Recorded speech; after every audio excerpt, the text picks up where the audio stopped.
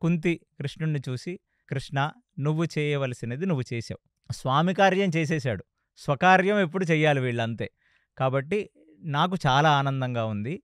కాబట్టి ఎప్పుడూ ధర్మమునందే పూనిక ఉన్న నా కొడుకులు ఇప్పుడు వాళ్ళింక కామ్‌గా ఉండాల్సిన అవసరం ఏమీ లేదు.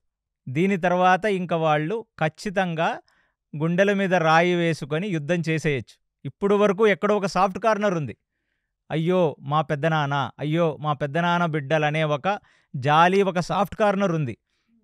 దీని తర్వాత ఇంక పరమాత్మ లాంటి వ్యక్తి ఎళ్లి చెప్పి, ఆ విశ్వరూపాన్ని చూపించి మరీ జ్ఞానబోధ చేసిన తర్వాత గూడా వినకపోతే, ఇంకా చెప్పగా వినకపోతే చెడగా చూడమన్నారు. హ్మ్. సో, ఇప్పుడు కుంతి అదే మాట అంది. "నువ్వు చెయ్యవలసినది నువ్వు చేశావు" అనగానే అక్కడ కృష్ణుడు కుంతికి, "నువ్వు ఏమీ బాధపడొద్దు.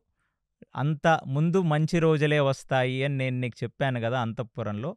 అలాగే ముందు పాండవులకంతా మంచి రోజులే ఉన్నాయి అని నీ యోగక్షేమాలని ఎలా ఉన్నాయో కనుక్కోమన్నారు. కాబట్టి నీ యోగక్షేమాలని నేను చెప్తాను వాళ్ళకి, పాండవులకని" చెప్పి అక్కడి నుంచి బయలుదేరుతుండగా ఆఖరిసారిగా ద్రోణాచార్యుడు, భీష్ముడు ఇద్దరు గూడా ఆయన చేతులు పట్టుకొని ఆయన్ని నమస్కరించారు.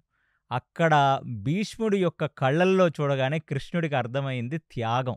అంటే అసలు మీరు అందరూ అనుకోవచ్చు, అసలు భగవంతుడే ఈ సంధికి ఎందుకొచ్చాడు? కేవలం ధర్మరాజు మీద ఉన్న ప్రేమతో వచ్చాడా? లేదా ధర్మరాజు సంధి చేసుకోవాలి అనే ఒక ప్రేమతో వచ్చాడా? లేదా ఇంతమంది జనాలు ఎందుకు చనిపోవటం అనే ఒక ఆలోచనతో వచ్చాడా అంటే, వెనక్కి తిరిగి చూసుకుంటే కురు సామ్రాజ్యం ఎన్నడూ ఆస్తి కోసం కొట్టుకోలేదు. శంతనుడు, భీష్ముడి తండ్రైన శంతనుడి పెద్దన్న బాహ్లీకుడు. ఇద్దరూ కలిసి బ్రతికారు, కలిసి రాజ్యాల్ని ఏలెచ్చుకున్నారు, కలిసి ఒక ధర్మబద్ధతతో కూడి ఉన్నారు.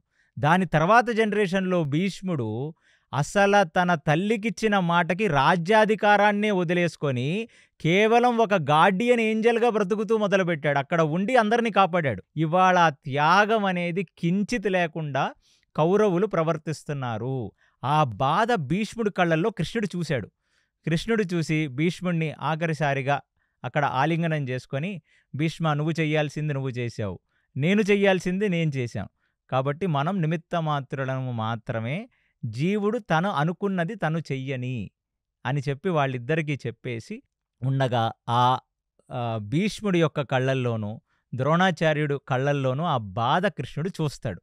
ఎందుకు అంటే అసల దుర్యోధనుడనే వాడిని ఎప్పుడూ సంస్కరించలేకపోయారు వీళ్ళు.